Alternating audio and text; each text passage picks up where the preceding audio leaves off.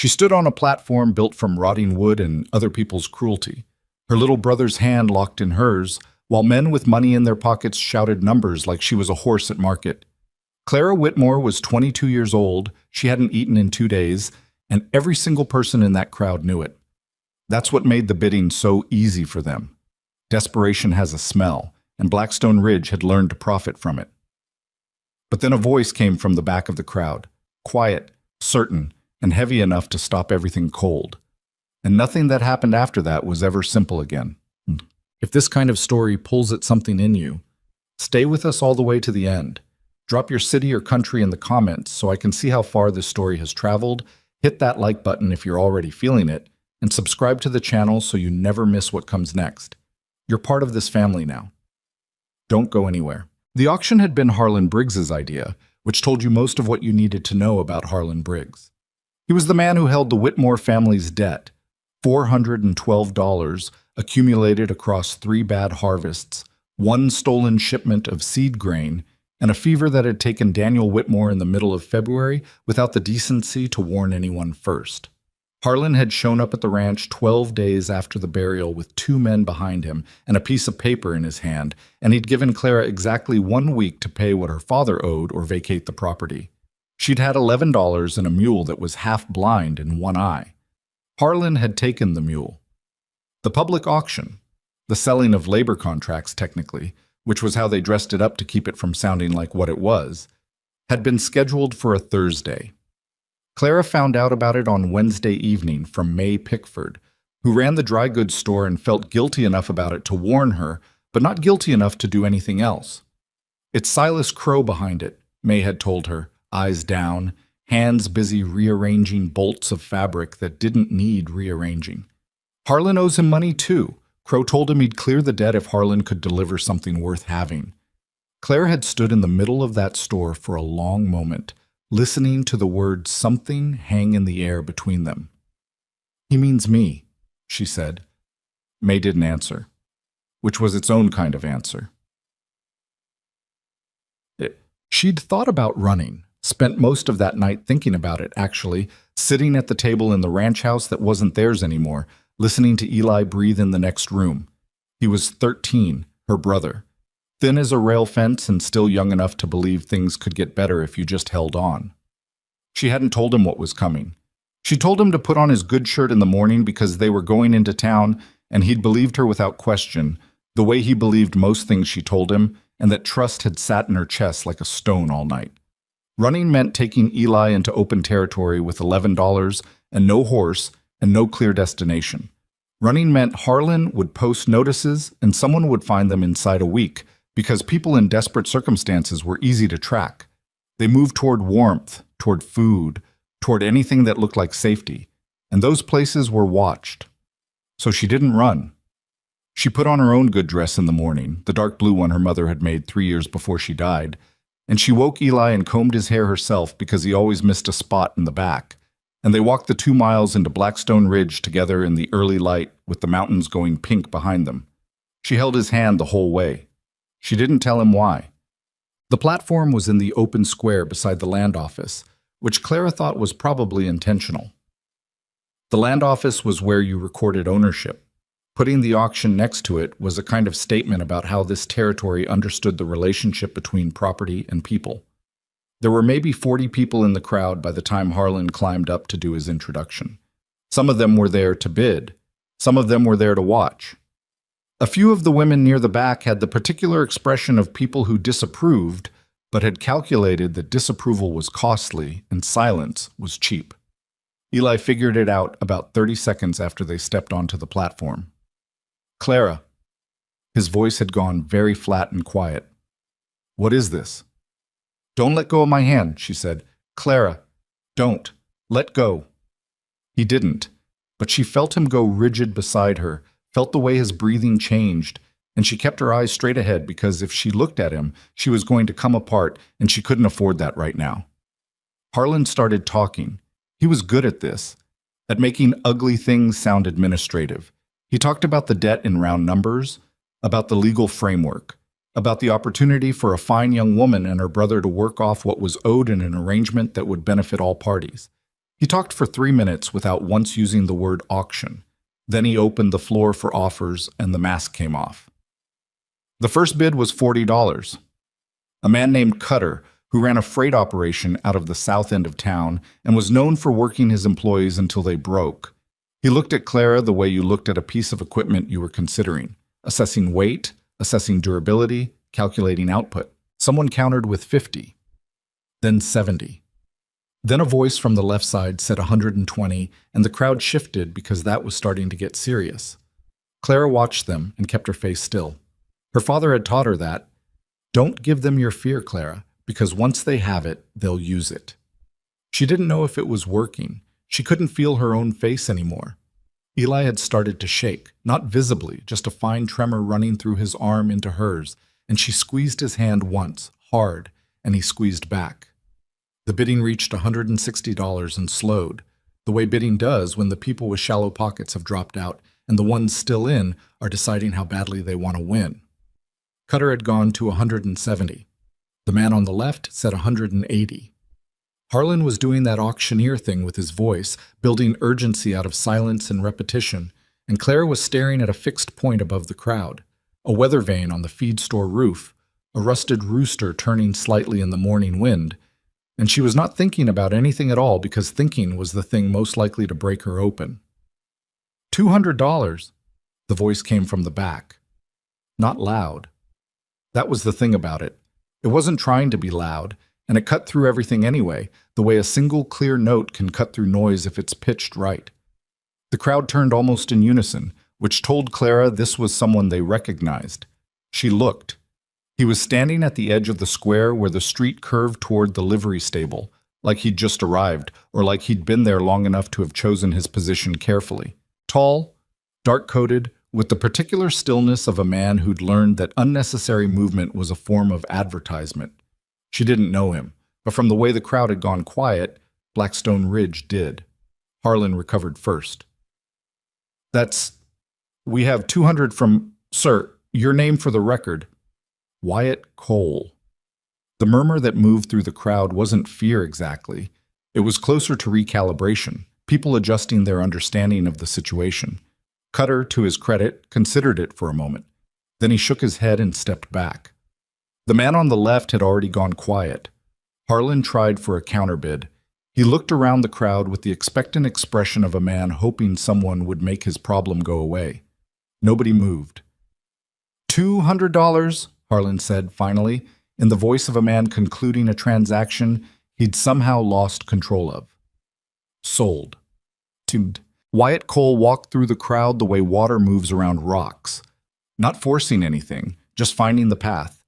He reached the base of the platform and looked up at Clara with eyes that were a kind of gray-green she didn't have a name for, set in a face that had seen weather and kept the evidence.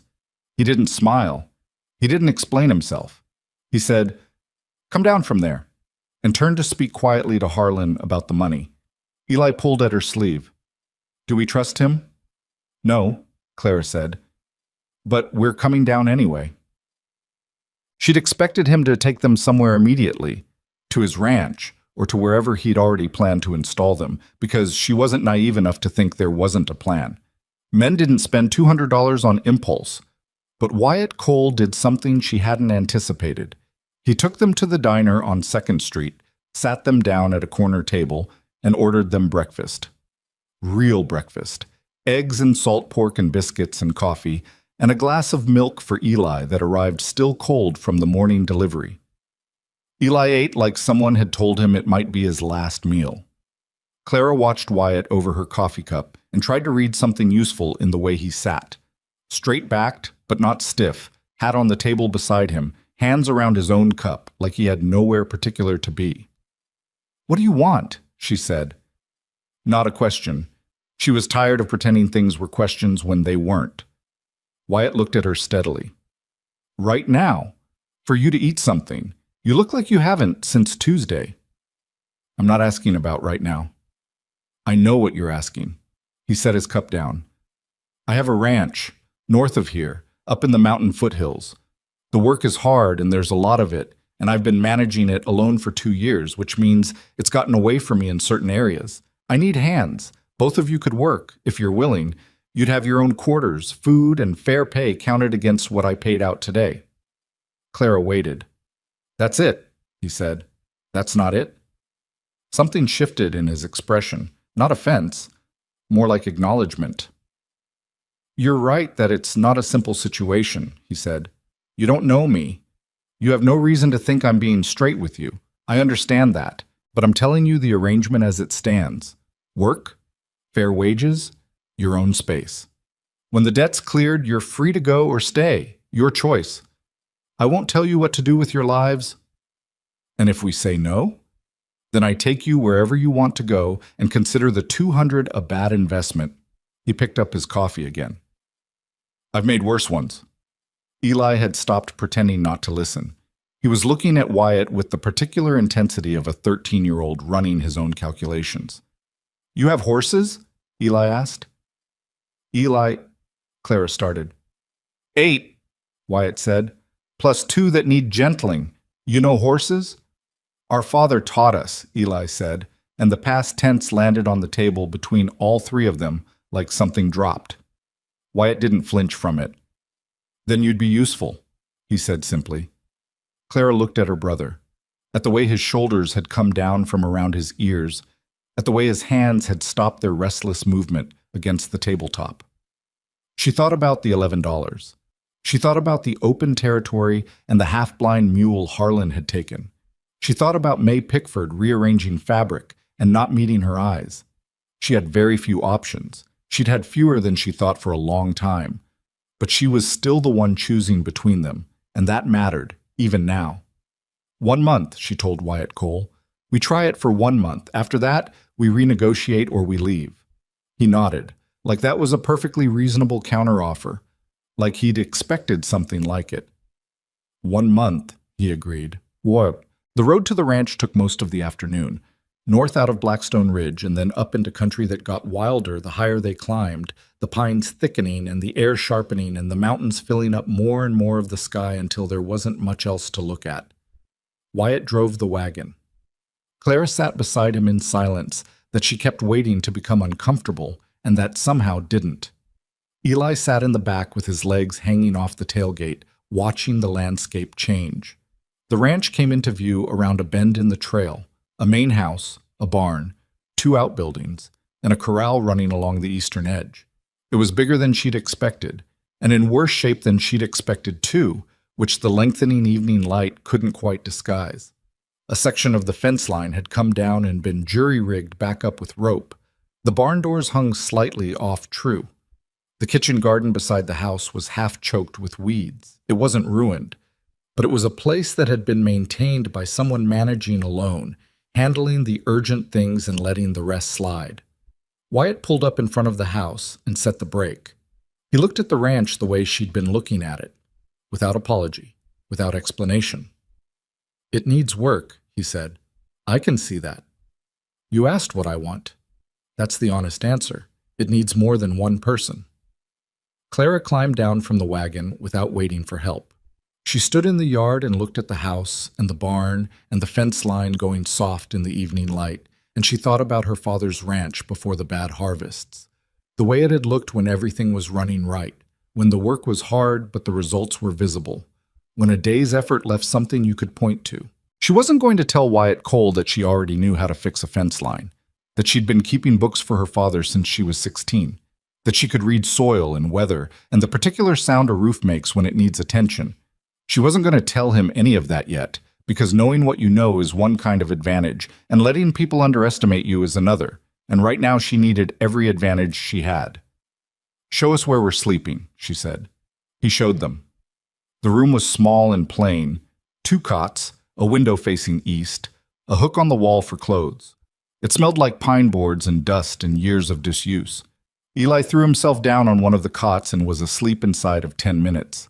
Clara sat on the edge of the other one in the dark and listened to the mountain night come in through the window, the wind in the pines, the distant sound of the horses moving in the corral, something wild calling from farther up the slope.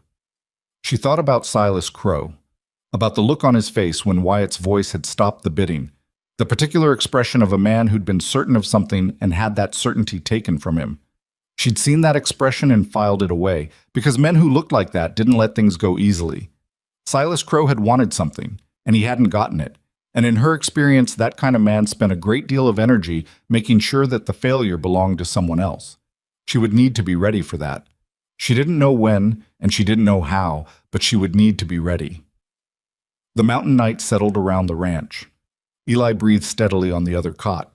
Clara lay back and looked at the ceiling and did not sleep for a long time. She was up before dawn, not because anyone told her to be, and not because she was trying to prove something, though she was aware that distinction might be hard to explain to anyone watching. She was up because the ranch had shown her its problems in the fading evening light, and her mind had spent the sleeping hours cataloging them. And by the time the sky went from black to the particular dark blue that comes just before color returns to the world, she already had a working list.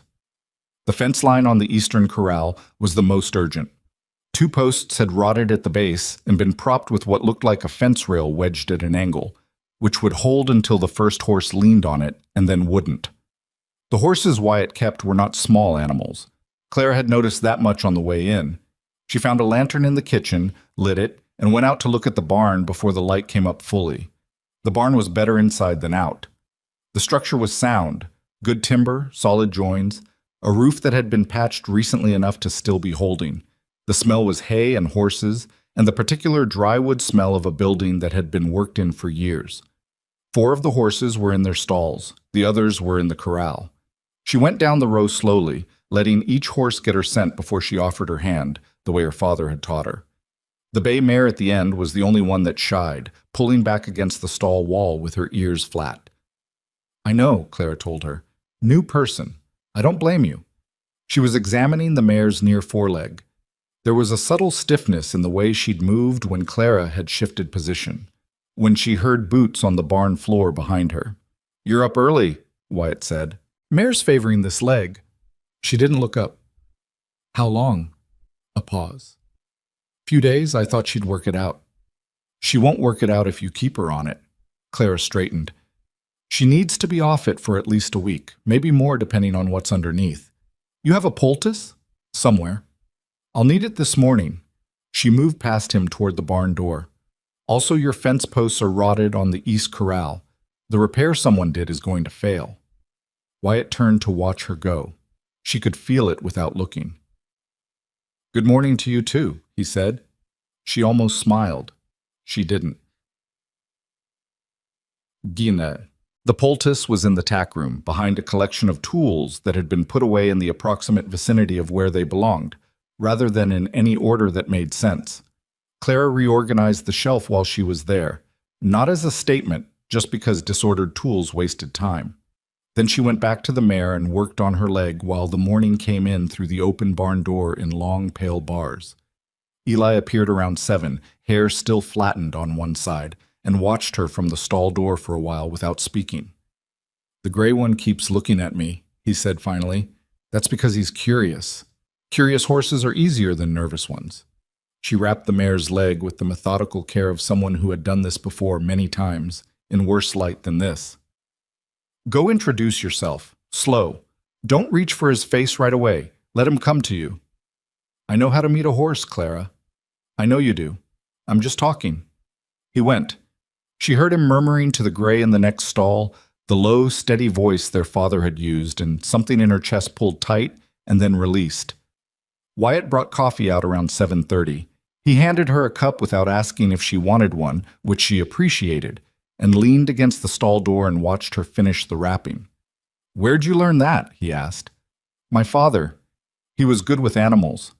She tied off the wrap and straightened. "He was good with most things. He just got unlucky." Wyatt looked at the mare, who had settled considerably and was nosing at her hay. He didn't say he was sorry, which Clara also appreciated. Sorry didn't change anything, and it usually required a response she didn't have the energy for. "I'm going to need lumber for those fence posts," she said. "I have lumber in the second outbuilding, and someone who knows what they're doing with a post hole digger." "I know what I'm doing with a post hole digger." She looked at him over her coffee cup. "Then we should start this afternoon, before the rain comes in." He glanced up at the sky through the open barn door. It was clear. "What rain?" "The rain that's coming tonight. Smell the air." He looked at her with an expression she couldn't quite categorize. Then he turned and genuinely sniffed the morning air, which made him look considerably less imposing than he had at the auction, and she filed that away too. "I'll get the lumber," he said. The month she'd negotiated settled into a shape that surprised her. She'd expected friction. She'd expected Wyatt to establish boundaries and hierarchies and make clear what she was and wasn't permitted to do, the way men in her experience generally did when they held an advantage. Instead, he was largely absent during the days, out on the range with the cattle, checking the upper fence lines, doing the long solitary work of managing land that sprawled across 2,000 acres of mountain terrain, and the ranch itself became Clara's territory by default and by effort. She fixed the fence posts, with Eli on the other end of the work, and Wyatt appearing at the right moment to dig the holes without being asked. She reclaimed the kitchen garden, which took 3 days of sustained effort and left her hands blistered in new places. She found Wyatt's account books in the desk in the main house. He hadn't hidden them, they were just sitting there. And she went through 3 years of records in one evening and found 2 suppliers who were overcharging him significantly, and a pattern in his cattle sales that suggested he was selling at the wrong time of year consistently and losing money on every cycle. She almost didn't tell him, not because she wanted to withhold it, but because she wasn't sure how he'd receive it. Men got strange about their books. It was one of the ways they kept track of who was in control. She told him anyway, at dinner on the 12th day, setting the account book on the table between them with the relevant pages marked. He looked at the pages for a long time. Eli had gone to bed early. He'd spent the day learning the saddle horses under Wyatt's occasional instruction and was sleeping with the depth of someone who'd found exactly the right kind of tired. "Mercer's been overcharging me on feed," Wyatt said, "by almost 30% for 2 years. And the cattle timing, you're selling in early fall when everyone else in the territory is selling. Wait until December, even January, and the price per head goes up enough to cover the extra feed cost, and then some." She paused. "My father figured that out the year before everything went wrong for us. He just didn't have enough time to use it." Wyatt closed the book. He looked at her with the same gray-green eyes he'd had at the auction, but something in them had changed in 12 days, adjusted, like a map being redrawn. "You've been doing books since when?" he asked. 16. He nodded slowly. "I'm going to talk to Mercer. I can write it out for you, the numbers, what you've overpaid, what's fair going forward. It's harder to argue with paper than with words." He looked at her for another moment. "Why are you doing this?" The question caught her slightly off guard, not because she didn't have an answer, but because she hadn't expected him to ask it directly. "Because it's your ranch, and it's bleeding money. It doesn't need to bleed," she said. "And because we're here for at least another 18 days, and I'd rather the place be solvent." It wasn't the whole answer. The whole answer was more complicated, and she wasn't ready to look at it squarely yet, let alone hand it to a man she'd known for less than 2 weeks. But it was a true piece of the answer, and he seemed to understand that. "Write it up," he said. Right. It was Eli who started to soften first, which Clara had expected. Eli had always been more willing than her to let things become what they looked like. He spent his days with the horses, the gray he'd met on the first morning, whose name turned out to be Fletcher, and a younger roan that Wyatt had acquired recently and hadn't had time to properly work with. Eli had a quality with horses that their father had recognized early and encouraged, a kind of patient attention that wasn't technique exactly, but was the thing good technique grew from, and it showed. One afternoon, she came around the side of the barn and found Wyatt standing at the corral fence watching Eli work the roan on a long line, the boy moving with the horse, turning with it, giving just enough pressure and release that the animal was starting to understand what was being asked. "He's good," Wyatt said, without looking at her. "I know." "Your father teach him?" "Started to. He ran out of time." Wyatt was quiet for a moment. The roan made a smooth circle and Eli clicked his tongue and let out a little more line. "Mine too," Wyatt said. It took Clara a second to understand what he meant. When she did, she didn't say anything. She stood beside him at the fence and watched her brother work the horse, and the silence between her and Wyatt was a different kind than it had been on the first day. Not wariness exactly, but something that hadn't found its name yet. She'd started to notice things about him that weren't part of her original inventory, that he cleaned up after himself in the kitchen without being asked about it, and that this was clearly habitual rather than performed. That he talked to the horses the way Eli did, low and without much content, just presence and steadiness. That there was a photograph on the mantelpiece in the main house, a woman and two small children, the image going sepia at the edges, and that he never mentioned it and she never asked. She noticed that he didn't drink, which, given what she knew about isolated men and long winters, surprised her. She noticed that he read, that there were books stacked by the chair near the fireplace with pieces of paper marking places. She noticed that when something went wrong on the ranch, a water pipe that developed a slow leak, a section of roof on the second outbuilding that came loose in a wind, he fixed it without drama and without complaining about it, which was rarer than it should have been in her experience. None of this made him safe. She hadn't revised that assessment. It just made him more complicated than she'd initially calculated. The trouble started on the 17th day, which was a Wednesday, and had begun ordinarily enough with coffee and fence work, and Eli discovering that Fletcher had an irrational aversion to the color red, which he announced at breakfast with the enthusiasm of someone who had solved a mystery. Clara was in the kitchen garden when she heard the horses coming up the road. Two riders, moving with the deliberate pace of men who had somewhere to be and intended to be taken seriously when they arrived. She stood up from the weeding and shaded her eyes and watched them come, and recognized neither of them, but recognized the type. Hired men, the kind that expensive men kept for situations that required a particular kind of solution. They stopped at the yard gate. One of them looked around the property with the assessing expression of someone counting up value. The other one looked directly at Clara. "You the woman from the auction?" he asked. She set down her trowel. "Who's asking?" "Mr. Crow sends his regards. He's concerned about your situation out here. Wants to make sure you're not being kept against your will." She looked at him steadily. "Tell Mr. Crow my situation is none of his business." Now see, he feels differently about that. He feels like he has a community interest in knowing that a young woman and her brother are being treated right. Folks in town are talking. What folks? Concerned folks. The man's voice was pleasant in the way of things that are trying to seem less sharp than they are. "There are questions about the nature of your arrangement with Cole, about whether it's entirely voluntary." Clara heard boots on the porch behind her. Wyatt had come out of the house, she didn't know when, and he stood with his hands loose at his sides, looking at the two riders with the particular expression of a man who has seen this kind of visit before. "Your business here is done," Wyatt said. "We're just having a conversation with the lady. The conversation is done." He didn't raise his voice. He didn't move forward. He just stood there with that flat, certain quality that Clara had first heard in his voice at the auction, and the two riders looked at each other with the slight adjustment of men recalculating the situation. "Mr. Crow's going to want an answer," the first man said.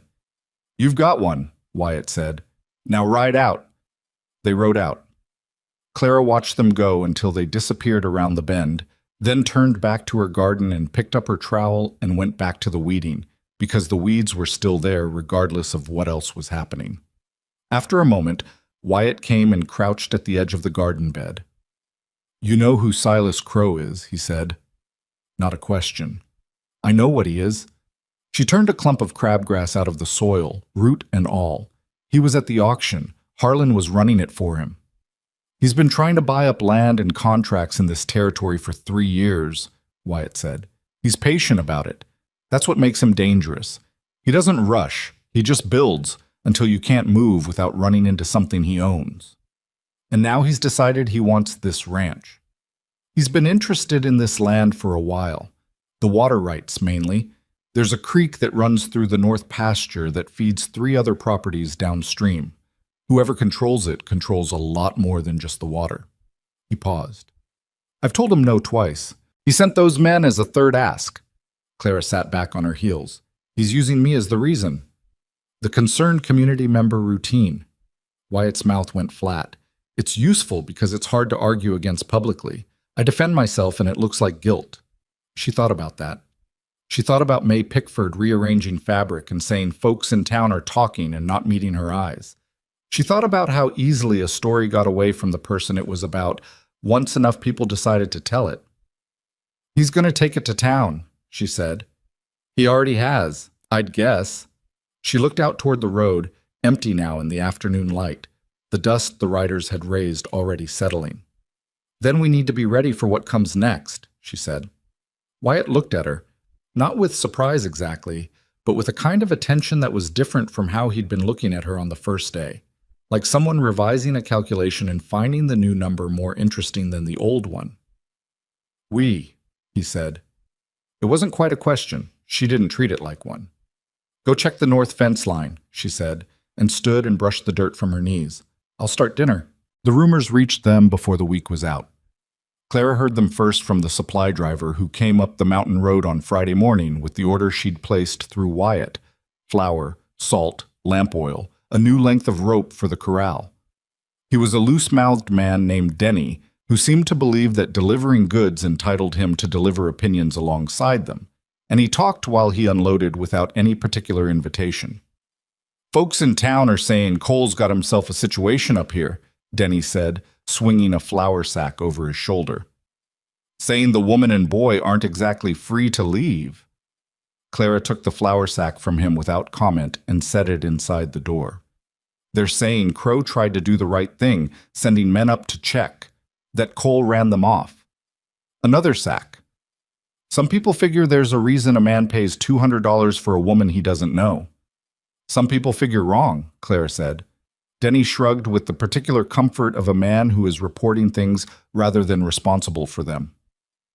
"Just saying what's being said." "I know what you're doing."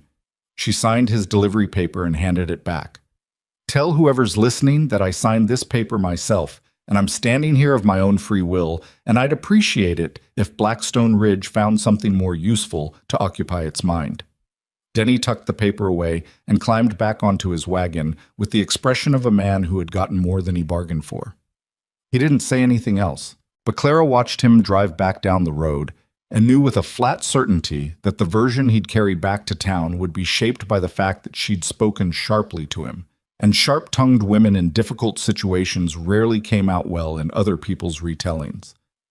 She went back inside and stood at the kitchen table for a moment with her hands flat on the wood and thought about Silas Crow sitting in some comfortable room in Blackstone Ridge, building his story one brick at a time, patient as rot oak. Wyatt came back from the north fence at midday with a cut across the back of his right hand and a look that said the fence hadn't been the only problem up there. "Wire's been cut," he said, pouring water over the hand at the basin. "Not broken, cut." "How many posts?" "Long section. Whoever did it knew where the herd grazes in the morning. 3 cattle are unaccounted for." He wrapped the hand himself, efficiently, if not neatly. "I found tracks, at least 4 horses, maybe more. They didn't bother hiding it." Clara told him about Denny. Wyatt listened without interrupting, which she'd come to understand was one of his consistent qualities. He didn't jump into the middle of information. He waited for the shape of it. "He's moving faster than I expected," Wyatt said, "because you said no twice, and now there's a third reason for people to talk about this ranch." She sat down at the table. "He needs the story to do the work before you can counter it. Once enough people believe you're keeping us here against our will, anything you do looks like proof. So I go to town and say otherwise, and you're a man defending himself, which is exactly what a guilty man does." She turned her coffee cup in her hands. "He's built it, so there's no good move for you." Wyatt sat down across from her. The cut on his hand had soaked through the first layer of the wrap already, and he was ignoring it. "What about you going to town?" "A woman under someone's control says she's fine. That's also what a controlled woman would say." She set the cup down. "He's thought this through. This isn't improvised."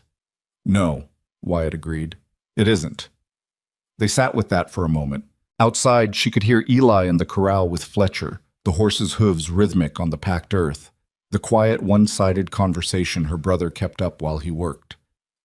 "What does he actually need to complete the purchase?" Clara asked. "The water rights. Legally, what does he need?" "Me to sell or a court to rule I'm unable to manage the property, either abandonment or incapacity. So if you're in jail, or if the property's in enough trouble that the county steps in." He looked at her. "He did this to a family named Garrett 2 years ago. North of here, up toward the pass. ran their cattle off, cut their fences, let the story build until the county decided the land was mismanaged. By the time the Garretts could prove otherwise, Crow had already bought the debt, and the county decision gave him the opening he needed. What happened to the Garretts? Left. Went east somewhere, I heard. Father was never right after. Clara was quiet. She was thinking about her own father and the way a man could be broken not by one large thing, but by the accumulation of smaller ones, each individually survivable, together becoming something that wasn't. He's not getting this ranch, she said. It came out flat and certain, and she meant every word of it, which surprised her slightly, not the sentiment, but the force of it. Somewhere in the past 17 days, she had stopped thinking of this place as Wyatt's problem and started thinking of it as something she had a stake in, and she wasn't ready to examine exactly when that had happened. Wyatt looked at her across the table. I know, he said, and then quieter. I'm glad you're here, Clara. She didn't know what to do with that, so she picked up the coffee cup again. We need to find the cattle, she said. Bite? They found 2 of the 3 that afternoon, spooked into a shallow ravine half a mile east of where the fence had been cut. The 3rd turned up the following morning on its own, which animals sometimes did when the alternative was spending another night alone on a mountain. Clara helped drive them back while Wyatt restrung the wire with the new roll she'd added to Denny's order, and she noticed that he didn't comment on her having anticipated the need for it. He just used it. What neither of them had anticipated was that the wire cutting was an opening move rather than a primary one. On the 22nd day, a man named Sheriff Aldous Crane rode up to the ranch with a deputy behind him and a piece of paper in his hand. Crane was a thick-necked man in his 50s who had held the office for 11 years and was generally understood to be fair when fairness was uncomplicated and flexible when complication arrived with money attached. He presented the paper to Wyatt in the yard. Clara came out of the house to stand on the porch, and Crane looked at her with an expression that was professionally neutral.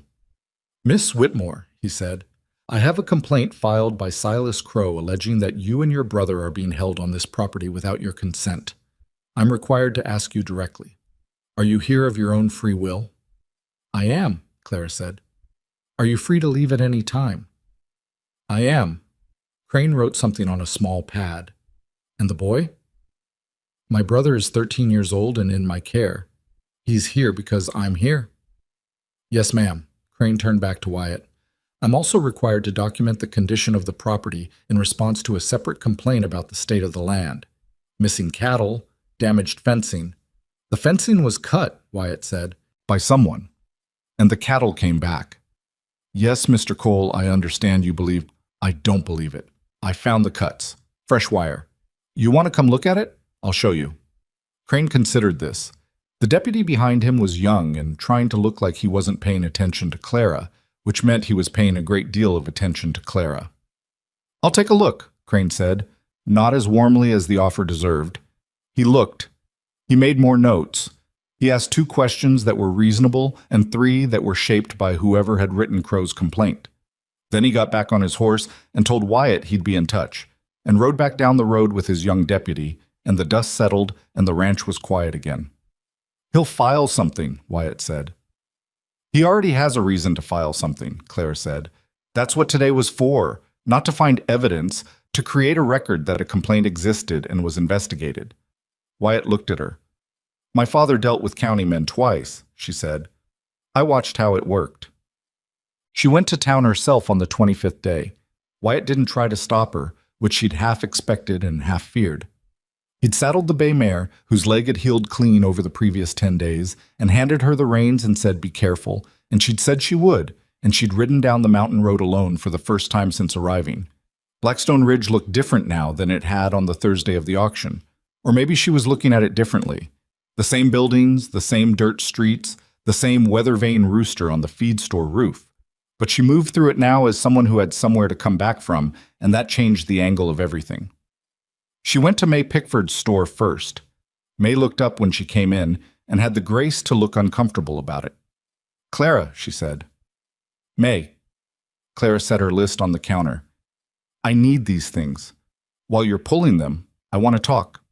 May pulled the items and Clara talked, and the version she told was not the one Silas Crow had been building. It was the one with the account books, and the fence posts and the bay mare's leg, the version where Wyatt Cole had given two strangers a room and wages and treated them like their labor had value. The version where the wire on the north fence had been cut clean and the cattle had been deliberately scattered. She kept her voice even. She didn't ask May to believe her, just to hear her. When she finished, May was quiet for a moment. "Silas Crow is a powerful man in this town," she said finally. "I know that. He's not someone people argue with." "I know that too." Clara folded her list and put it in her pocket. "But you know me, May. You knew my father. You know what kind of family we were." She met the older woman's eyes directly. "I need you to know the truth, even if you never say it to anyone. I need at least one person in this town to know it." May held her gaze for a long moment. Then she said, "I'll add 5 pounds of coffee to that order. On my account." It wasn't much. It was something. She found out where Silas Crow's office was from the layout of the town itself. The largest building on the main street, 2 stories, with his name in new paint above the door. She stood across the street from it for a moment, then she crossed. His clerk tried to tell her Crow was unavailable. She told the clerk she'd wait, and sat down in the chair by the wall, and waited with the particular stillness of someone who has decided that patience is a weapon and intends to use it. After 15 minutes, the clerk went upstairs and came back down and showed her through. Silas Crow was younger than she'd expected from the auction. Mid-40s, well-dressed, with the groomed quality of a man who understood that appearance was a form of argument. He had a broad desk with very little on it, which Clara recognized as a power arrangement. The empty desk said, "I have people to do the work, and I do only the thinking." He stood when she came in, which was a calculated courtesy. "Miss Whitmore, please sit." She sat. He sat. They looked at each other. "I appreciate you coming to me directly," he said. "I've had concerns about your situation." "No, you haven't," Clara said. "You've had concerns about Wyatt Cole's water rights. My situation is the tool you're using to address them." A small pause. He adjusted his position in his chair, almost imperceptible, but she caught it.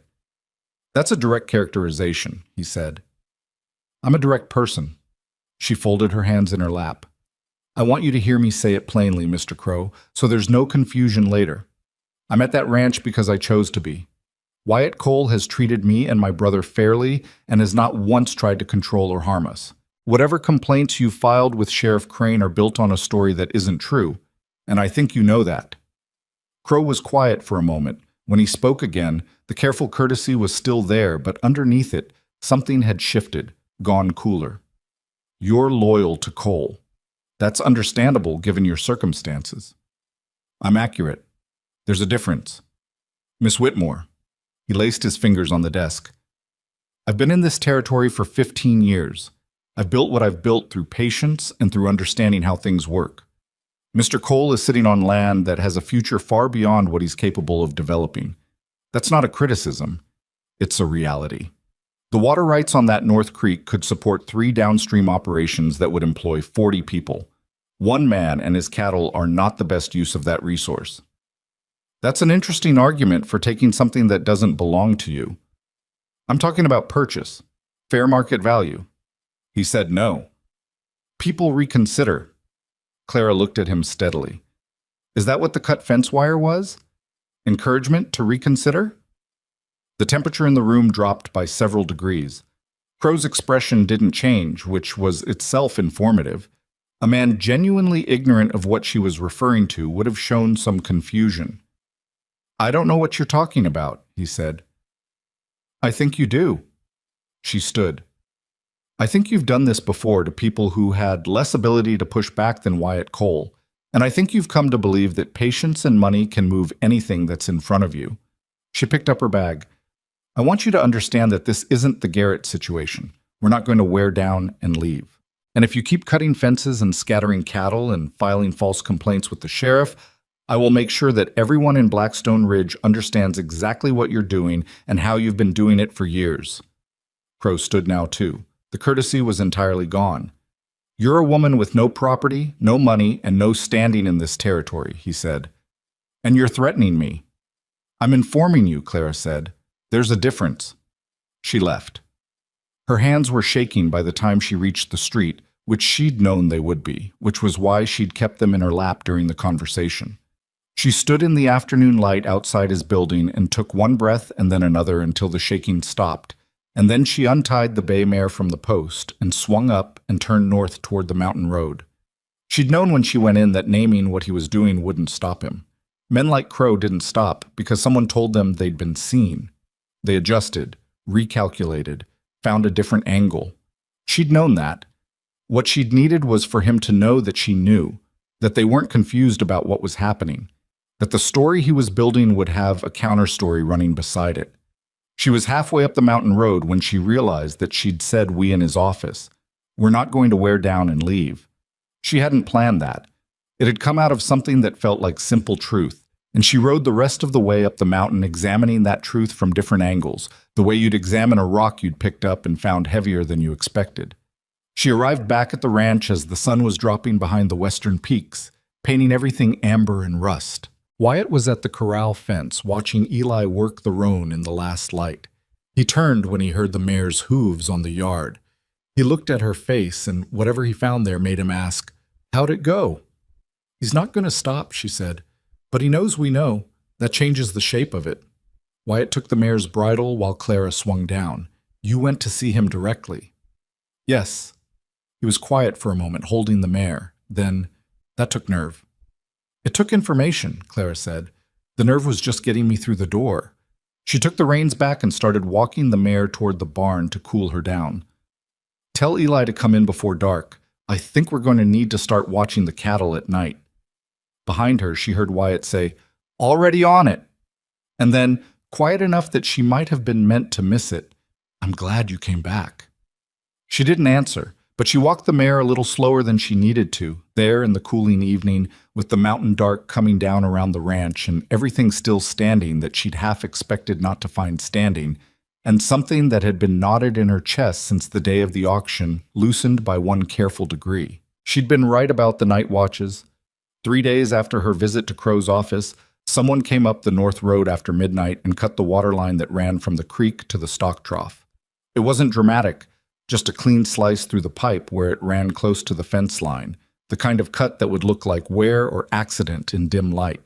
By morning, the trough was empty and the cattle were restless, and it took Wyatt 3 hours to find the cut and another 2 to repair it with the coupling hardware Clara had added to Denny's most recent order. She'd added it without telling Wyatt why.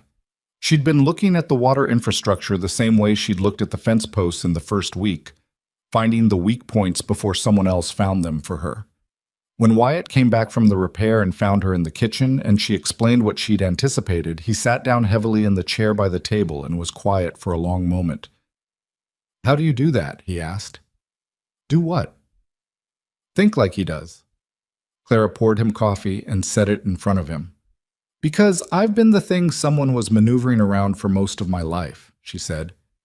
"You get good at reading the board." Wyatt wrapped both hands around the cup. His right hand had healed from the fence cut, but the scar was still pink and new-looking. "We can't keep reacting," he said. "He picks where and when. We just keep fixing what he breaks." "I know." "So what do we do?" It was the first time he'd asked her that directly. Not consulted her, not absorbed her observations and made his own decision, but asked outright. She noticed it and set it aside to think about later. "We need people," she said. "Not just us. He's betting that we're isolated enough that he can wear us down before anyone pays attention. We need to make it harder to ignore." "The town's already bought his version." "Some of the town has, not all." She thought about May Pickford and the coffee added to the order. "There are people in Blackstone Ridge who know what Crow does and have been waiting for a reason to say so. They won't stand up for us alone, but they might stand up for themselves if they understand what standing up looks like." Wyatt looked at her across the table. "You're talking about going back to town." "I'm talking about more than one trip." She sat down across from him. "You said he did this to the Garretts. Were they the only ones?" A pause. "No. There was a man named Holt, and before him the Reardon family. They had land up on the South Ridge. And there are smaller things. People who owe money to businesses that Crow quietly owns. Supply contracts that changed hands in ways that were technically legal and practically ruinous." Then there are people with grievances and no organized way to use them. She looked at him steadily. That's what we build, boss. The 1 month mark came and went without either of them mentioning it. Clara noticed on the morning of the 31st day that she had not once thought about it as a deadline in the preceding week, and she sat with that fact in the quiet of the early morning kitchen while the coffee boiled, examining it the way she'd examined the question of we after leaving Crow's office. It told her something. She wasn't entirely sure she was ready to know what. Eli had noticed nothing about deadlines because Eli had stopped thinking about the ranch as temporary somewhere around the second week. He talked about the spring roundup in the future tense. He'd named 2 of the horses he hadn't been given naming rights to, and Wyatt had not objected. He'd grown an inch, Clara was almost certain, or at least was standing straighter, which came to the same thing visually. She caught Wyatt watching Eli with the roan one afternoon, and the expression on his face was one she recognized from her father, that particular complicated mix of satisfaction and tenderness that men seem to develop around boys who were learning to become capable. It sat differently on Wyatt than it had on her father, rawer somehow, like a muscle being used for the first time in a long while. She didn't say anything. She went back to what she'd been doing, which was drafting a letter. The letter was to a woman named Ruth Holt, whose husband, Owen, had lost his northern grazing land to one of Crow's quiet maneuvers 18 months prior. Clara had gotten Ruth's name from May Pickford on her second trip to town, along with 3 other names, a rancher named Cal Briggs, who was no relation to Harlan and who had a long memory for what Crow had done to his neighbor, a storekeeper named Vetch, who had watched a supply contract he'd held for 10 years quietly transferred to a Crow-owned outfit, and a woman named Dora Sims who ran the small boarding house on the east end of Blackstone Ridge and had her own reasons for disliking powerful men who believed that money settled every question. The letters were careful. Clara wrote them the way she'd learned to write things that mattered. Plainly, specifically, without making promises she couldn't keep or claims she couldn't support. She said what she knew, what she could document, and what she needed.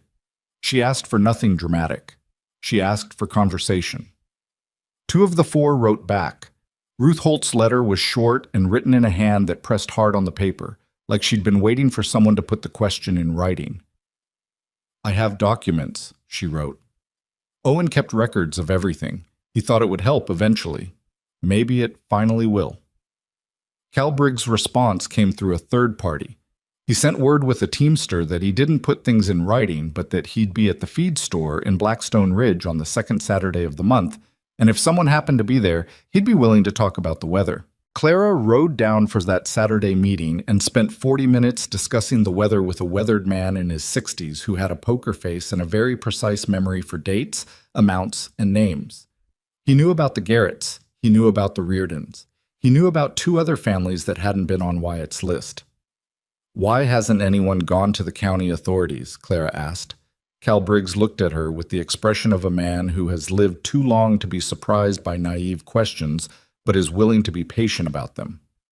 Crane's the county authority, he said, and Crane owes Crow a favor that's been sitting on the books for about 6 years. What about above the county, the territorial office? A slight shift. That's a longer road.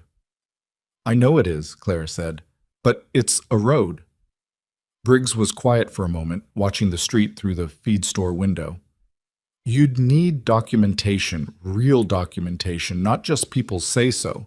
Crow's careful. What he does is always inside the line of what's legal, technically. You'd have to show a pattern. Ruth Holt has documents. Another pause, longer. Owen was thorough, he said finally. I always wondered what happened to those records. They're with his widow, who is, by my read of her, tired of waiting for someone else to act first. Clara looked at him steadily. Mr. Briggs, how many families have to leave before this territory does something about the man running them off? He looked back at her. There was something in his eyes that had been sitting behind the poker face. Not quite anger, more like the particular exhaustion of a man who has made peace with something he knows he shouldn't have made peace with. You're not much like I expected, he said, from what Crow's been saying about you. I know what Crow's been saying. He's painting you as a troublemaker, unstable, Says Cole's got some influence over you. The words landed with the blunt force of ugliness stated plainly. Clara let them land and didn't move. What do you think? She asked. Cal Briggs picked up his coffee cup and found it empty and set it down again. I think a woman who can organize what you're trying to organize in 6 weeks on an unfamiliar mountain while keeping Crow's people from running her off is the most stable person I've talked to in this county since Owen Holt died. He stood up. I'll talk to the others, the ones I know. Give me 10 days. Crow escalated on the 38th day, which Clara would later think of as the point where his patience ran out and his ego came in. It started in the early evening. She and Eli had just finished dinner, Wyatt not yet back from the east pasture, when 3 riders came up the road at a pace that wasn't social. She saw them from the kitchen window and told Eli to go to his room, and when he started to argue, she used the voice their father had used when argument was not an option, and he went. She had the door open before the riders reached the yard. They weren't Crow's usual men. These were harder, more deliberate about how they sat their horses, the kind of men hired for outcomes rather than appearances. The one in front was perhaps 40, heavy through the shoulders, with the flat gaze of someone who had stopped having opinions about the work he did. Looking for Cole, he said. He's not here. We'll wait. You won't, Clara said. This is private property, and you weren't invited onto it. I'm asking you to leave. The man's flat gaze moved over her with an assessment that had nothing polite in it. Mr. Crow has paperwork, an offer for the property. We're here to make sure it gets delivered personally. Send it through the mail. This kind of offer is better delivered in person. He swung down from his horse, which was a line being crossed in a way that was entirely clear to everyone present. The other 2 stayed mounted, but their hands had moved to easy positions near their belts. Clara didn't step back. Her father had told her, more than once, that taking a step back was a concession that looked like practicality, but functioned like invitation. She stayed in the doorway and kept her eyes on the man in front of her and said, "Get back on your horse." He stopped moving forward, but he didn't move back. "You're going to get hurt out here if you don't have proper protection," he said. "This mountain isn't safe for a woman alone." "I'm not alone," she said. "Right now you are." From the barn behind the men, there was the sound of a horse being moved, a stall door, boots on packed earth. Wyatt had come back a different way than he'd left, along the creek trail she'd watched him take twice when the east pasture gate was stuck. He walked across the yard from the barn direction with the unhurried quality he had, the one that wasn't slowness but was something else entirely. "Evening," he said. He looked at the dismounted man. "Problem here?" "Just delivering an offer. She told you to leave." Wyatt stopped walking when he was about 10 feet from the man, close enough that the conversation was unavoidably personal, far enough that nothing could be called threatening. "I'm telling you the same. You've got about a minute before I stop being polite about it." The mounted men looked at each other. The dismounted one did the calculation visible on his face. They were 3 and Wyatt was 1. But something about the specific stillness of the man standing in the yard was not adding up to easy. Men who were genuinely dangerous had a way of taking up space that wasn't about size, and Wyatt Cole took up exactly that kind of space. The dismounted man got back on his horse. "Mr. Crow's going to hear about this." "I expect so," Wyatt said. They rode out. The yard was quiet. Clara stepped off the porch and stood in the cooling air and exhaled once, slowly. Her heartbeat was doing something complicated in her chest that she wasn't going to examine in front of anyone. Wyatt walked back to where she was standing. He looked at her carefully. "You all right?" "Yes." A pause. "Thank you for coming back that way. I saw them on the road from the ridge." He glanced toward where they'd disappeared. "He's done talking." "I know. This is going to get worse before it gets better." "I know that too." She turned to face him. In the last of the evening light, his face was all shadow and angle, the scar on his hand catching the light when he moved. "Briggs is talking to people. Ruth Holt has the documents. We need about 10 more days. And if he moves before 10 days, then we deal with what's in front of us." Wyatt looked at her for a moment. There was something in his expression she'd been seeing more of lately, a kind of attention that was different from how he'd looked at her when she was cataloging his fence posts or correcting his account books. Closer, less categorizing. "You should know something," he said. She waited. When I went to that auction, I didn't go for you specifically. I didn't know you. He paused like he was choosing words with unusual care. I went because May Pickford sent me a note that said a family was being sold to Silas Crow, and she thought someone should do something about it. She'd been watching him for 3 years, and she'd run out of ways to do nothing. Clara was quiet for a moment. May sent you. She knew I had a reason to want to stop something Crow was involved in. I went thinking it was about him. The Garretts. Lena Garrett was my cousin. I watched what happened to that family. He paused again. What I'm trying to say is, I didn't go there thinking about you or your brother, but I'm glad it was you. The last sentence came out quieter than the rest of it, and Clara heard it land in the evening air between them, and she didn't look away. May Pickford added 5 pounds of coffee to my supply order, she said. On her account. Something in Wyatt's face shifted, not quite a smile, but the territory adjacent to one. May does things sideways, he said. Always has. I like her, Clara said. And then, because the evening was still and her brother was in the house, and the ranch was standing around them in the near dark, and she had spent 6 weeks finding out exactly what the truth was and no longer saw the point in backing away from it. I'm not leaving when the debt is cleared, Wyatt. I want you to know that. This is where I want to be. He was quiet for long enough that she started to wonder if she'd misjudged something. Then he said, I was hoping you'd say that. And the directness of it caught her off guard the way genuine things did sometimes, and she felt something in her face that she had not felt in a very long time. They stood there in the yard as the last of the light went out of the sky, with the horses moving quietly in the corral, and Eli's lamp burning in the window of the house, and the mountains going dark against a sky that was filling with stars. And Clara Whitmore, who had spent 6 weeks calculating every angle of a situation she hadn't chosen, let herself stand still for once and not calculate anything at all. It lasted about 30 seconds before her mind went back to Crow and the riders and the 10 days she'd promised Briggs, and she turned and said, We need to talk about the cattle watch tonight. I think we should move the herd. Where to? South pasture. It's closer to the house and the approach is harder at night. She started toward the porch. Come inside. I'll show you on the survey map.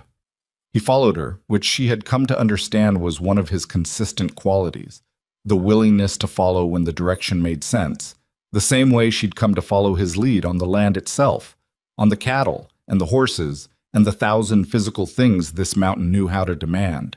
They were building something that didn't have a clean name yet, something assembled from two people's different kinds of knowledge and the particular trust that comes from working hard beside someone in difficult circumstances and finding out they don't collapse when it gets worse. Inside, Eli had emerged from his room and was at the table pretending to read and very obviously wanting to know what had happened. Who were those men? He asked. Crows, Clara said. She spread the survey map on the table without ceremony. They're not coming back tonight. Tomorrow is a different question. Eli looked at the map, then at Wyatt, then at his sister.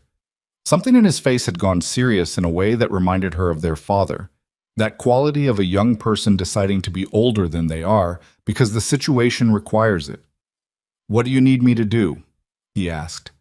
Clara looked at her brother, 13 years old, thin as a rail fence, steadier than she'd ever given him credit for being, and felt the kind of love that doesn't have much to say for itself and doesn't need to. Tomorrow morning, she said, I need you to ride to the Holt farm. Part 5. Eli left for the Holt farm at first light on Fletcher, who had decided somewhere in the preceding weeks that Eli Whitmore was his particular person and behaved accordingly. Steady, attentive, willing. Clara watched him ride down the mountain road from the porch with the particular feeling of a person sending someone they loved toward something necessary and uncomfortable. He was 13.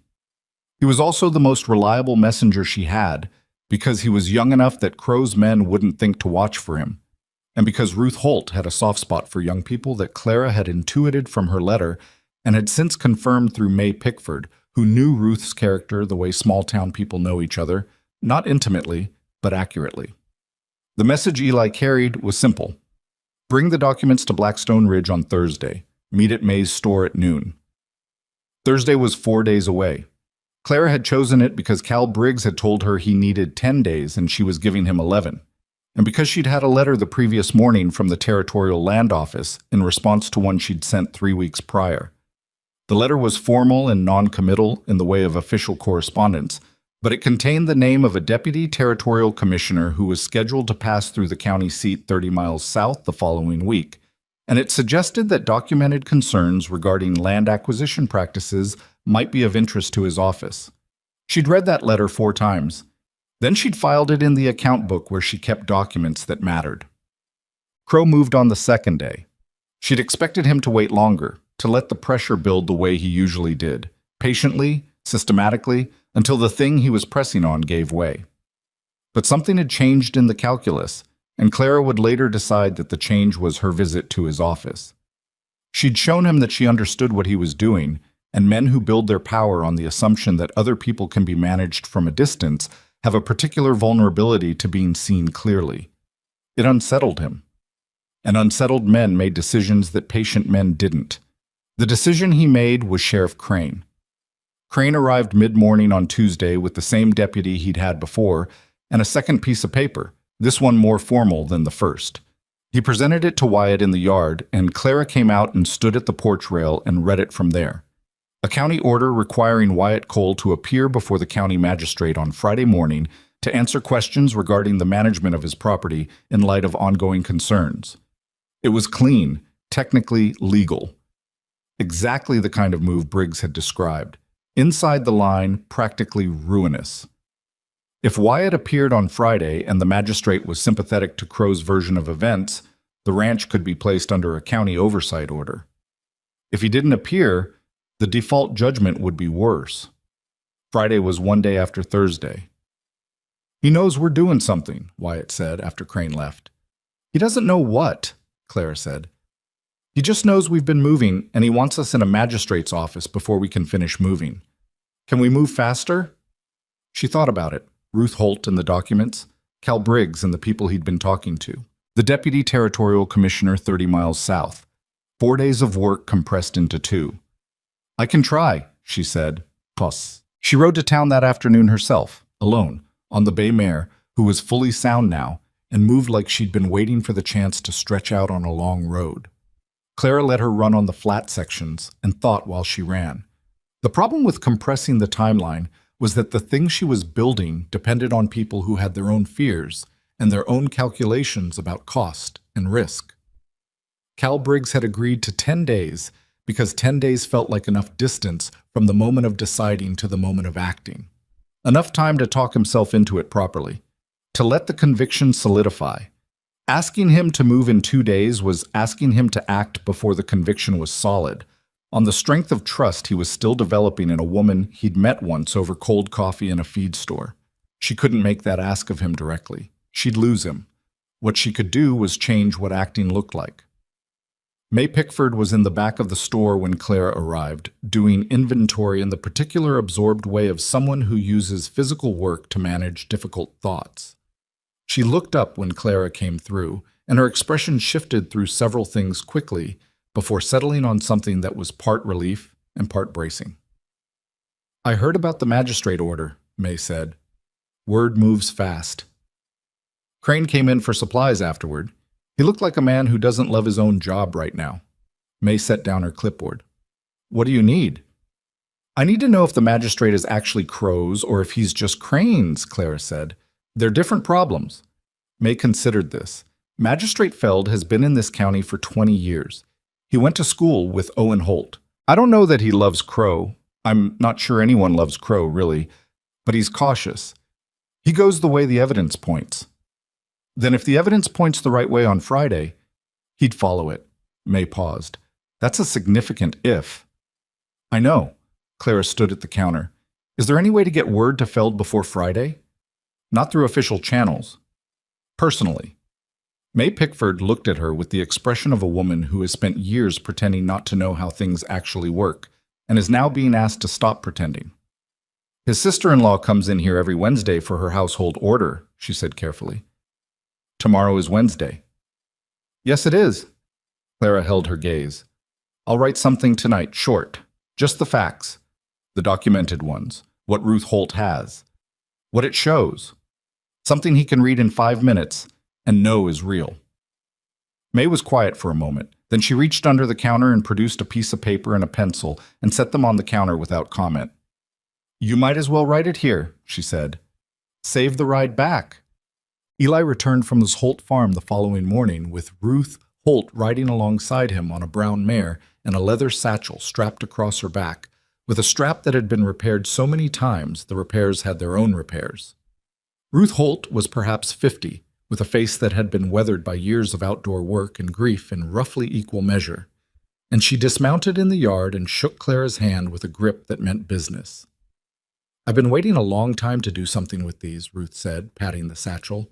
"Owen would want them used." They spread the documents on the kitchen table. 3 years of Owen Holt's careful record-keeping, dates, amounts, names, the specific sequence of events by which a legitimate debt had been quietly purchased, inflated through manipulation of contract terms, and converted into leverage that forced a sale at a price Owen had calculated was 40% below market. Owen Holt had written it all down in a cramped, precise hand, with the particular determination of a man who knew he was losing and wanted the record to outlast the loss. Ruth sat at the table and walked Clara through each document with the focused quality of someone who had rehearsed this explanation many times in her head. Wyatt sat across from them and listened. Eli had been sent to the barn, ostensibly to check on the horses, actually because Clara had caught the particular set of his face that meant he was getting close to an anger that wouldn't be useful right now, and it was better to give him somewhere to put it. "This here is the contract amendment," Ruth said, laying a page flat. "Owen didn't sign this. Someone signed his name, but Owen didn't sign it. I know his signature. I've been looking at it for 23 years. The loop on the H is wrong." Clara looked at the signature. Ruth was right. It was close, but it wasn't quite. "A forged contract amendment," Wyatt said. "That's what Owen believed. He couldn't prove it. He didn't have the right person to show it to, and by the time he understood what was happening, we were already in the county process, and it moved faster than we could respond." Ruth's voice was steady throughout this, the steadiness of someone who has cried everything she has about a thing and come out the other side into something harder and more durable. "We left because Owen couldn't fight it and stay whole at the same time. He chose staying whole." A pause. "He didn't stay whole anyway. He died 8 months after we moved, but that was his choice to make." The kitchen was quiet. Outside, the mountain wind moved through the pines, and the horses could be heard in the corral, and from the barn there was the sound of Eli doing unnecessary work with more energy than it required. Clara straightened the documents carefully and looked at Ruth Holt. "This is enough," she said. "This forged signature alone is enough to reopen what happened to you and Owen. And when it's reopened, the pattern becomes visible. The Garretts, the Reardons, the others. Crow's been running the same operation for years. Owen documented it well enough that we can show what the operation looks like." Ruth looked at her. "You think the magistrate will actually act on it?" "I think Magistrate Feld went to school with your husband," Clara said. "And I think the truth about how Owen Holt lost his land will land differently on a man who knew him personally than it would on a stranger." Ruth was quiet for a moment. "All right," she said. "What do you need me to do on Friday?" Thursday at May Pickford's store was not the organized proceeding Clara had imagined during the planning stages. It was crowded, and it was loud, and 3 of the people Cal Briggs had brought with him were talking over each other, and one of them, a rancher named Dex Pruitt, who'd had a grazing lease canceled by Crow 2 years prior, had arrived with a simmering fury that kept threatening to boil into something unhelpful, and Clara spent 40 minutes managing the temperature of the room while simultaneously trying to ensure that everyone understood what they were being asked to do on Friday and why they needed to do it in a specific way rather than in whatever way felt most satisfying. "We're not going there to make accusations," she said, for the 3rd time, with the particular patience of a person who has decided that patience is a choice rather than a feeling. "We're going to provide testimony and documentation to a magistrate who will make his own determination. Our job is to be credible. That means calm. It means specific. It means dates and amounts, not feelings about what Crow is." "I have plenty of feelings about what Crow is," Dex Pruitt said. "I know. Save them." She looked around the room. There were 11 people, counting May and Ruth and Wyatt and herself. 11 people with 11 different relationships to what Crow had done, and 11 different fears about what acting publicly might cost them. I understand why this is hard. I know what it costs to stand up in a room and say something that a powerful man doesn't want said. I know because I was standing on an auction platform 6 weeks ago with nothing left and no good options, and the only thing that got me off that platform was someone willing to act even when acting was expensive. She paused. You all have more than I had then. You have each other, and you have documentation, and you have a magistrate who I believe is an honest man. That's not everything, but it's enough to work with. The room was quiet for a moment, then Cal Briggs, who had been leaning against the far wall with his arms crossed and his poker face in place, said, I'll be there at 9. One by one, the others said the same. Okay. Friday morning broke cold and clear, the sky the hard blue of high altitude in autumn, the mountains throwing long shadows across the valley as Clara rode down the road into Blackstone Ridge, with Wyatt beside her and Ruth Holt on her other side, and the others coming down behind them in ones and twos. She didn't feel triumphant. She felt the way she'd felt on the morning of the auction, clear-headed and frightened and committed past the point where fear was a useful consideration. She'd learned something in the past 6 weeks about the relationship between fear and action, which was that they weren't opposites. You could be genuinely afraid and still move forward, and the moving forward didn't cancel the fear, it just meant you'd decided the fear wasn't the most important thing.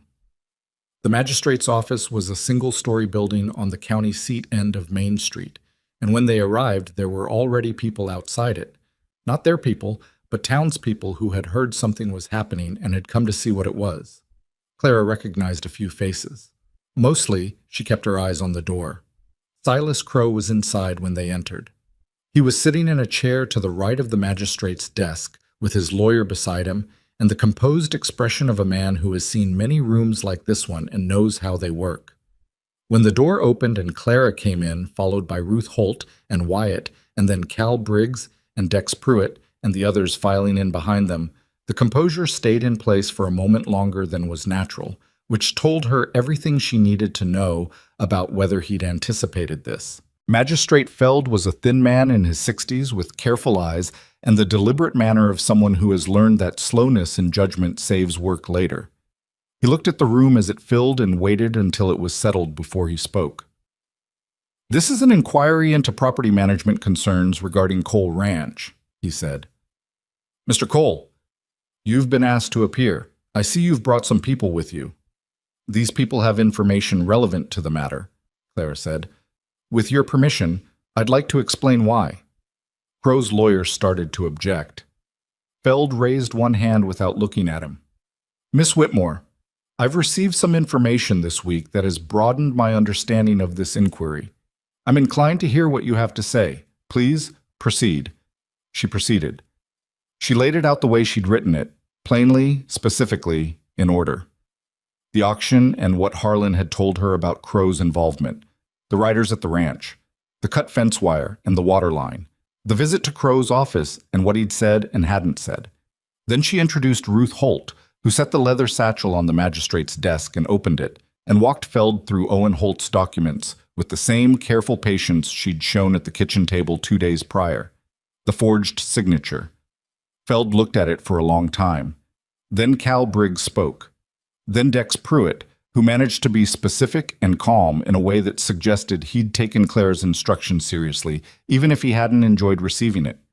Then 2 of the others, each with their own piece of the pattern, a contract clause here, a debt purchase there, the slow and patient accumulation of other people's misfortune into Crow's advantage. Crow's lawyer objected 3 times, Feld overruled twice, and sustained once, on a technicality about documentation that didn't change the substance of anything. Crow himself said nothing throughout. He sat with the composed expression in place, and Clara watched him and understood that he was calculating, the same way she'd been calculating from the beginning, and she watched his face for the moment when the calculation came back with a number he didn't like. It came when Feld picked up the page with the forged signature and looked at it again, then looked at Crow. Mr. Crow, Feld said.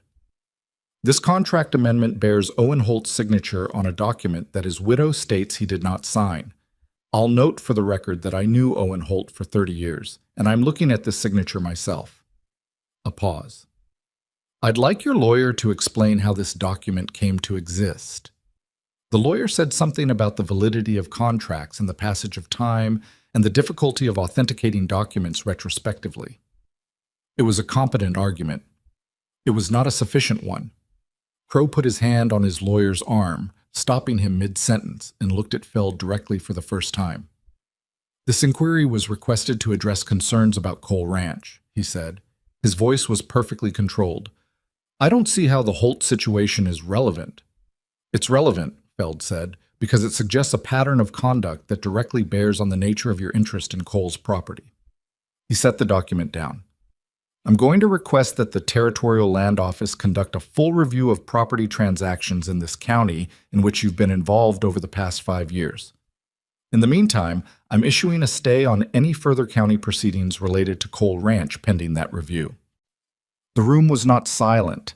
It was the particular noise of people who are trying to be quiet and mostly succeeding, but not entirely.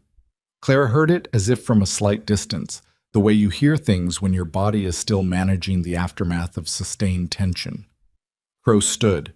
He looked at Clara, and she looked back, and there was a moment between them that had no witnesses in the specific sense. Everyone was in the room, but no one was watching the exact exchange of whatever passed between a man who had built his power on other people's silence and the woman who had decided she was done being silent. He left without saying anything. His lawyer gathered the papers and followed. The room exhaled. The territorial review took 4 months. Clara knew it would take time. These things always did, and she'd been careful not to promise anyone a faster version of justice than was realistic. What she'd promised was that the record would exist, and it did. Owen Holt's documents became the foundation of a case file that eventually included testimony from 6 families and financial records subpoenaed from 3 businesses Crow controlled through intermediaries. In the end, the forged signature was what broke it open. Everything else was pattern and inference and documented circumstance, compelling but arguable. The signature was concrete. A territorial court found it fraudulent, which meant the contract it amended was invalid, which meant the debt it inflated was constructed on fraudulent grounds, which meant the Holt sale had been obtained through fraud. Crow's lawyers were good. He didn't go to prison. Clara had never expected he would. Men with that much money and that many years of careful operation rarely did. What happened instead was that the fraud judgment required him to make the Holts whole at fair market value. And the territorial review triggered 3 other civil actions from families who had previously believed they had no recourse, and the combination of legal costs and settlements and the collapse of business relationships that depended on the belief that Crow was untouchable quietly dismantled the operation he'd spent 15 years building. He sold his Blackstone Ridge properties and moved north the following year. Clara heard about it the way you hear about things in a territory where news travels on horseback and through supply drivers, and across feed store counters, not officially, just as a fact that circulated until everyone knew it. She didn't feel satisfied when she heard it, exactly. Satisfaction implies a cleanness that the reality didn't have. The Garretts didn't come back. Owen Holt was still dead. The months of fear and cut fence wire and riders in the yard at dusk had happened and left their mark, the way these things always did. What she felt was closer to relief, and underneath the relief, something quieter. The particular feeling of a person who has done a thing that needed doing and can now put it down. Ruth Holt bought back 2/3 of her original acreage with the settlement money. The rest she said she was too old to work and didn't pretend otherwise, which Clara respected. Cal Briggs became a more regular presence in Blackstone Ridge's civic life, which surprised some people who had known him as a man who kept to himself, and didn't surprise Clara at all. Sometimes people needed a reason to stop keeping to themselves. She'd given him one and he'd used it. May Pickford never mentioned the coffee she'd put on her account, and Clara never brought it up. Some debts are better left as understanding than repayment. Dex Pruitt, who had come into that Thursday meeting with a rage that threatened to boil over, had been the most disciplined witness of all of them in Feld's office, and Clara had shaken his hand afterward and meant it, and he'd looked faintly embarrassed about it in the particular way of men who are not used to being thanked for controlling themselves. The ranch changed over the year that followed, the way places do when more than one person is genuinely invested in them. The kitchen garden became twice the size Clara had inherited it at and considerably better organized. The account books stayed on the kitchen table rather than the desk in the back room because that was where Clara worked and where Wyatt ended up most evenings, and it made more sense to have them accessible. The second outbuilding got a new roof in the spring, properly this time, with lumber Wyatt hauled up from town and Clara's measurements and Eli's labor, and the three of them on that roof on a Tuesday in April arguing about the best angle for water runoff, and getting it right on the third try was one of those days that didn't feel significant while it was happening and revealed itself later as something she would keep. Eli grew and kept growing, and the roan became definitively his horse and was renamed Copper by Eli, which Wyatt had no objection to. Eli turned 14 and then 15 and somewhere in there stopped being a boy in the specific way that happens, and Clara watched it happen with the same complicated feeling she imagined parents had, proud and sad at the same time, in proportions that shifted depending on the day. He was good with horses in the way that becomes something a person can build a life on. Wyatt recognized it and started teaching him the range work in earnest, the things that took years to learn properly. Reading cattle, reading land, reading weather. Eli absorbed it the way dry ground absorbs the first rain, not easily or all at once, but thoroughly. Clara and Wyatt married in the second year, quietly, with a judge in the county seat and May Pickford and Ruth Holt as witnesses.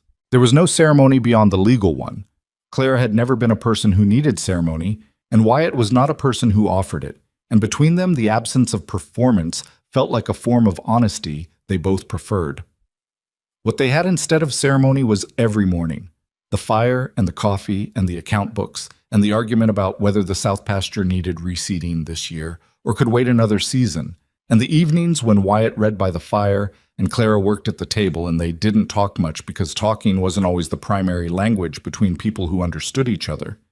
What they had was the photograph on the mantelpiece that Wyatt finally told her about, his wife and children, killed by fever 7 years before the auction, the thing that had made the ranch a place he was enduring rather than living. What he had now, he said once, without looking at her, was different from what he'd had then, and he wasn't going to say it was the same or that it replaced anything, but it was real, and he was grateful for it, and she understood that this was as much as he could say. She thought that was enough, more than enough. She'd met enough people who talked a great deal about what they felt and meant very little of it to know that the ones who said less and meant more were the ones worth staying for. There's a thing that people say about survival, that what doesn't kill you makes you stronger, that Clara had always found incomplete. It wasn't wrong, exactly, but it left out the part about what surviving actually cost, the places that went scar tissue rather than healing back to what they'd been, the way fear that's been real enough for long enough doesn't entirely leave. It just gets quieter, becomes background noise rather than foreground urgency. She thought about this in her more honest moments, which tended to be early morning before anyone else was awake, in the kitchen with the fire just started and the coffee not yet ready. She thought about what the auction had done to her understanding of safety, the particular knowledge, once acquired, that the world could put a price on you, that desperation was legible to people who wanted to exploit it, that the structures you assumed would protect you could be turned against you by a man with patience and money and no scruple about the difference between owning land and owning people. She thought about her father, who had known this too, and had not survived long enough to find a way through it. She thought that the difference between her and Daniel Whitmore was not strength or cleverness or anything she could take credit for. The difference was that someone had walked through a crowd on a Thursday morning and offered her a choice when the world had taken hers away. That was luck, or the kindness of a near stranger relayed through May Pickford's quiet guilt, or just the random distribution of available exits, whatever you chose to call it. It was not something she had earned or engineered. What she had earned was what came after. The fence posts and the account books and the letters and the room full of people on a Thursday afternoon deciding together that Crow didn't get to keep doing what he'd been doing. The willingness to use the exit and then to build something in the space on the other side of it. She thought that was what people got wrong about survival stories.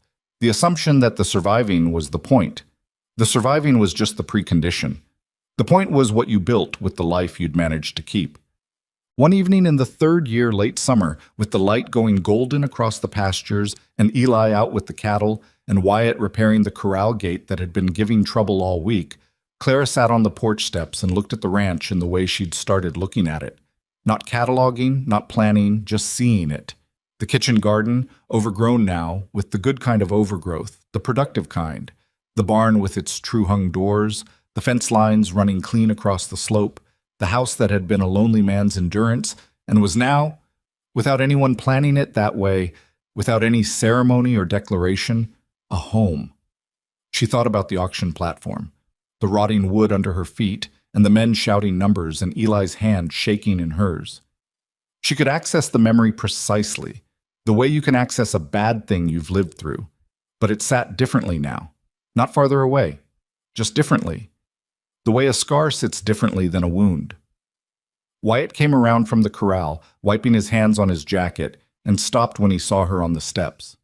"Gate's fixed," he said. "Good." He came and sat beside her on the steps. His shoulder was against hers, which was comfortable in the way of things that have been comfortable for long enough to stop announcing themselves. They sat there for a while without talking, watching the light change on the mountains. "You ever think about leaving?" he asked. It wasn't an anxious question, just a real one. Clara considered it honestly, the way she tried to consider most things. "No," she said. "Not anymore." "Not anymore," he repeated, not correcting it, just holding it up. "There was a month or two," she said, "early on, when I was still deciding. Not deciding to leave, deciding to stay. It's different, choosing to be somewhere instead of just ending up there."